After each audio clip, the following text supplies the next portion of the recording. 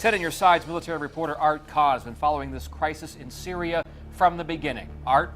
Tom, developments out of Washington today will very likely have a direct impact on the ships out of Norfolk. Now, both the President and the Secretary of State have laid out the case for military action based on the findings listed in this report. 10 on your side has obtained a copy of the U.S. government's assessment of the use of chemical weapons by Syria in an attack on its own people on August 21st. Now, this report does make a strong case for some kind of severe punishment of the Assad regime, but several members of Congress, including a number of Virginia's representatives, want the opportunity to vote on America's response before the administration pulls the trigger.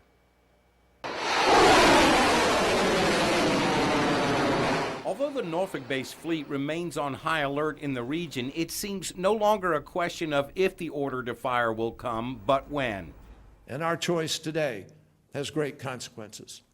The Obama administration has not revealed the exact nature of that choice, but it appears the 5 destroyers from Norfolk will play a major role in what happens next. It will not involve any boots on the ground. It will not be open-ended. And it will not assume responsibility for a civil war that is already well underway. A clear indication that the strike will likely involve cruise missiles fired from some of the most lethal warships in the Atlantic Fleet. The President has been clear.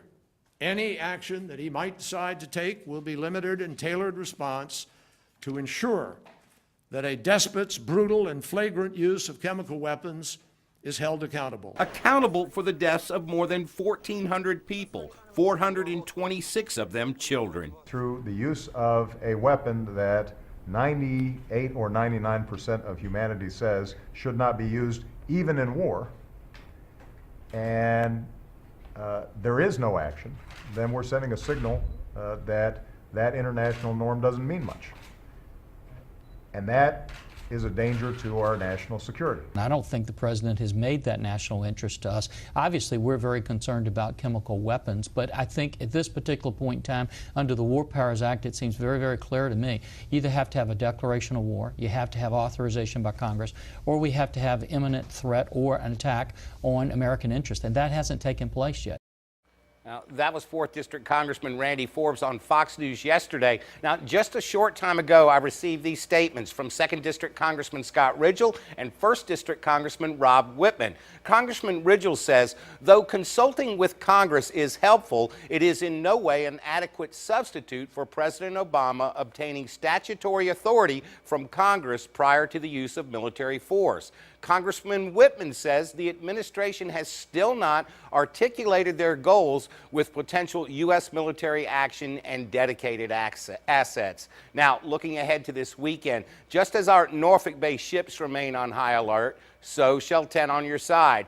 If and when anything develops, we will report that to you immediately. I'll be back on the air tomorrow morning at 6 o'clock. Art Kohn, 10 on your side.